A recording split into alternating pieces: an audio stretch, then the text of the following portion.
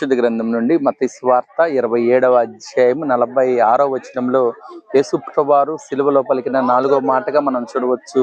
నా దేవా నా దేవా నీవేళ నా చేయి విడిచితివి అనేసి యేసుప్రభువారు ఆ సిలువలో తండ్రితోటి మాట్లాడినట్లు మనం చూస్తున్నాం, ప్రార్థించినట్లు మనం చూస్తున్నాం. ప్రియులారా, వాక్యం సెలవిచ్చిన మాట, దేవుడు పాపము చేసినప్పుడు మన చేతులు విడిచిపెట్టే దేవుడు అనేసి దేవుని యొక్క వాక్యంలో మనం సెలవిచ్చున్నాడు. కనుక యేసుప్రభువారు కూడా పాప స్థితిలో మనందరి పాపములను ఆయన శరీరంలో మోసుకుంటూ సిలువలో మరణిస్తున్న క్రమంలో తండ్రి అయిన దేవుడు యేసుప్రభువాని చేయి విడిచినట్లు మనం చూస్తున్నాం.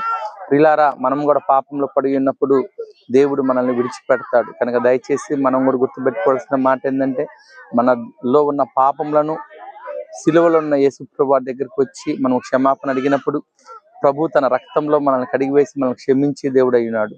కనుక దేవుడు మనం పాపం చేసినప్పుడు మనల్ని విడిచిపెడతాడు. కనుక మనలో ఉన్న పాపాన్ని ఒప్పుకొని మనం ప్రభు దగ్గర క్షమాపణ పొందుకొని యేసుప్రభువారి వారి యొక్క ఆశీర్వాదాలు మనం పొందుకునే వారిగా ఉండాలి. కనుక నీవు నేను మనము దేవుని సన్నిధికి వచ్చినప్పుడు మనలో ఏమన్నా పాపం ఉంటే ప్రభు సన్నిధిలో ఒప్పుకొని విడిచిపెట్టే వారిగా ఉండి దేవుని దగ్గర క్షమాపణ పొందుకునే వారిగా ఉండాలని తెలియజేయచ్చు. దేవుడి వాక్యమును దీవించును గాక.